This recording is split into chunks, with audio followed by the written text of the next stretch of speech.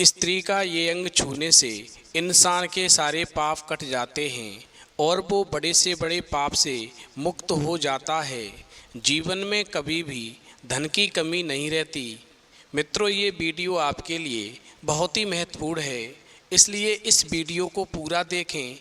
आधा अधूरा वीडियो देखने से आधा अधूरा ज्ञान ही प्राप्त होता है, जो जीवन में कभी काम नहीं आता। मित्रों, जाने अनजाने में इंसान से छोटे बड़े पाप होते ही रहते हैं और कोई भी व्यक्ति गरीबी में समय जीना नहीं चाहता। यदि आप भी चाहते हैं कि आपके द्वारा जाने अनजाने में किए गए पाप नष्ट हो जाएं और आप भी राजाशाही जीवन जिएं, तो हमारे चैनल को सब्सक्राइब अवश्य कर लें और वीडियो के अंत तक बने रहें। मित्रों, एक बार माता पार्वती भगवान शिव से कहती हैं, प्रभु, स्त्री का ऐसा कौन सा अंग है जो मनुष्य के सारे पाप नष्ट कर देता है और उसे धनवान बना देता है। फिर तो माता पार्वती की बात को सुनकर के भगवान शिव कहने लगे, पार्वती, मैं तुम्हें एक छोटी सी कहानी सुनाता हूँ। इस कहानी को बड़े ही ध्यान से सुनना। इस कहानी को सुनने के बाद में तुम्हारे प्रश्न का उत्तर तुम्हें निश्चित ही मिल जाएगा और तुम्हारे मन को संतुष्टि प्रदान करेगा। अब भगवान शिव कहते हैं, पार्वती, एक छोटे से गांव में एक ब्राह्मण और उसकी पत्नी रहते थे। उन दोनों के कोई संतान नहीं थी। इस कारण वे बहुत ही दुखी रहते थे। वे हर रोज़ बच्चे के लिए भगवान से प्रार्थना करते, पूजा अर्चना करते और मनौतियाँ मनाते रहते। अब समय धीरे धीरे गुजरता गया और कुछ समय के बाद में उनकी मनोकामना पूरी हो गई। एक दिन उनके घर में एक बच्चे ने जन्म लिया, मगर वो बच्चा एक सांप था। फिर तो इस विचित्र घटना की बात को सुनकर के पास पड़ोसी भी भौचक्के रह गए। वो आपस में बतलाने लगे कि एक स्त्री के गर्भ से एक सांप ने जन्म लिया है। मित्रों, उधर ब्राह्मण के मित्र और रिश्तेदारों ने उसे सलाह दी कि जितनी जल्दी हो सके वो उस सांप से छुटकारा पाले। अब अपने मित्रों और रिश्तेदारों की बात को सुनकर के वो ब्राह्मण अपनी पत्नी से कहता है कि हमें जल्द ही इस सांप से छुटकारा पा लेना चाहिए।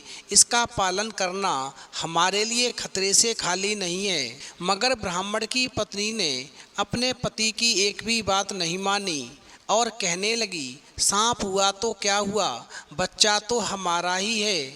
मित्रों, वो ब्राह्मण की पत्नी उस सांप से उतना ही प्रेम करती थी जितना कोई भी माँ अपने बच्चे से करती है। वो उसे किसी भी तरह की कोई हानि पहुँचाना सहन नहीं कर सकती थी। अब तो वो ब्राह्मणी उस सांप का बड़े ही प्यार से पालन पोषण करने लगी। प्रतिदिन उसे नहलाती, अच्छे से अच्छा खाना खिलाती और एक सुंदर बक्से में गुदगुदा बिस्तर बिछा कर के उसे सुला देती थी। भगवान शिव कहते हैं, पार्वती, धीरे धीरे सांप बड़ा होने लगा। ज्यों-ज्यों वो बड़ा होता गया, त्यों-त्यों उसकी माँ का प्यार भी बढ़ता गया। पड़ोस के घरों में जब लोग अपने बच्चों का विवाह रचाते तो उसके मन में भी अपने बेटे यानी सांप का विवाह करने की इच्छा होने लगती थी। मगर एक सांप के लिए दुल्हन कहाँ से आती। फिर भी वो बराबर सोचती रहती थी कि कहीं एक लड़की मिले तो मैं अपने सांप बेटे का विवाह अवश्य करूं।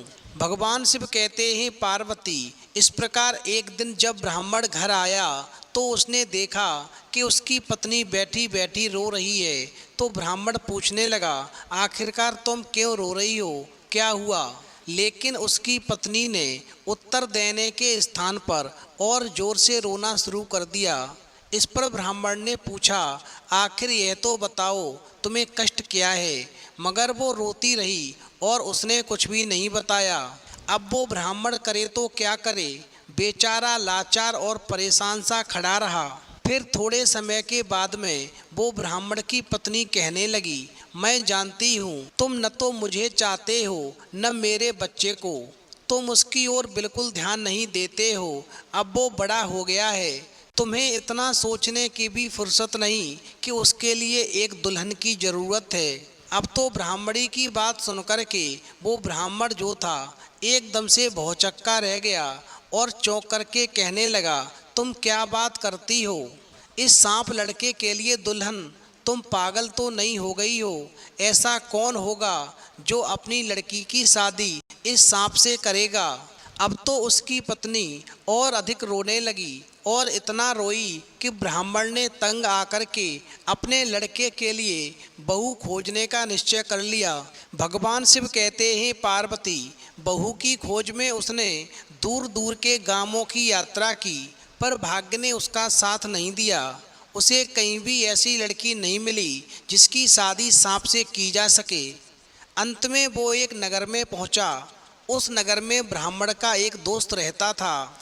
दोनों में अच्छी दोस्ती थी। ब्राह्मण ने बहुत दिनों से अपने दोस्त को नहीं देखा था, इसीलिए उसने सोचा अपने पुराने दोस्त से मिल लेना चाहिए। फिर तो ब्राह्मण को देख कर के उसका मित्र बहुत ही प्रसन्न हुआ। दोनों गले मिले, फिर देर रात तक बातें करते रहे। अंत में ब्राह्मण के वहाँ से विदा होने का समय आया तो ब्राह्मण के मित्र ने कहा, आपने अपने आने का कारण नहीं बताया। तो ब्राह्मण कहने लगा, मैं अपने लड़के के लिए एक बहू की खोज में आया था, मगर वो खोज मेरी पूरी नहीं हो सकी। फिर तो ब्राह्मण के दोस्त ने कहा, तुमने मुझसे पहले क्यों नहीं बताया? अब तुम्हें कहीं और जाने की ज़रूरत नहीं। तुम्हारे लड़के के साथ में मैं अपनी बेटी की शादी करूँगा।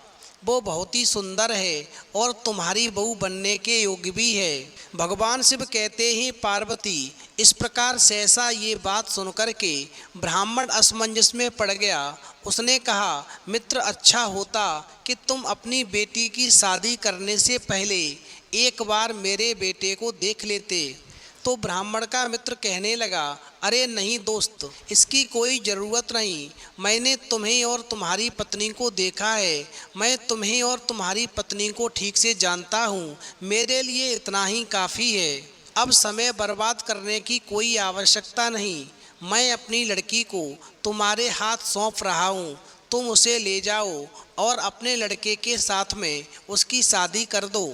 अब भगवान शिव कहते हैं, पार्वती, इस प्रकार मित्र की बात से वो ब्राह्मण चिंतित तो हुआ, मगर साथ में उसे इस बात की प्रसन्नता भी थी कि आखिरकार उसे अपने लड़के के लिए एक बहू मिल गई थी। अब जब वो ब्राह्मण अपने मित्र की लड़की को लेकर के अपने घर पहुंचा तो उसकी पत्नी खुशी से फूली नहीं समाई। उसने तुरंत ही ब्याह की तैयारियां शुरू कर दी। जब इस ब्याह की खबर गांव वालों तक पहुंची तो वे लड़की के पास गए और लड़की को समझाने लगे कि उसे सांप के साथ शादी नहीं करनी चाहिए। तो इस पर लड़की ने कहा, मेरे पिताजी ने लड़के के पिता को वचन दिया है, मैं उनके लड़के यानी सांप से ही विवाह करूंगी। मैं अपने पिता की इच्छा के विरुद्ध कोई काम नहीं करूंगी। अगर ब्राह्मण का लड़का सांप है तो मेरी शादी सांप से ही होगी। फिर तो दूसरे दिन सांप के साथ में लड़की की शादी हो गई। शादी के बाद लड़की सांप के साथ में एक कमरे में रहने लगी। वो अपने पति को बहुत चाहती थी और एक अच्छी पत्नी की तरह हर प्रकार से उसकी सेवा करती थी। सांप पहले की ही तरह अपने बॉक्स में सोता था। अब एक रात जब वो लड़की अपने बिस्तर पर सोने जा रही थी तो उसने देखा कि कमरे में एक सुंदर नौजवान बैठा है। उधर उस लड़की ने उस नौजवान को पहले कभी देखा नहीं था। रात का समय था। एक अजनबी को अपने कमरे में बैठा देख कर के वो लड़की एकदम से घबरा गई और भागने की सोचने लगी।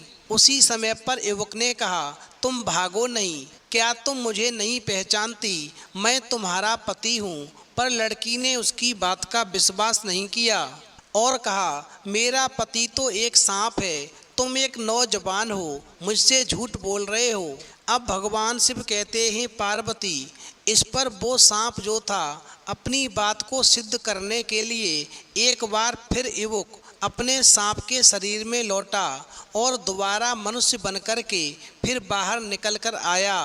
फिर ये सब नज़ारा देख कर के उस लड़की को विश्वास हो गया कि ये कोई और नहीं, ये मेरा पति है।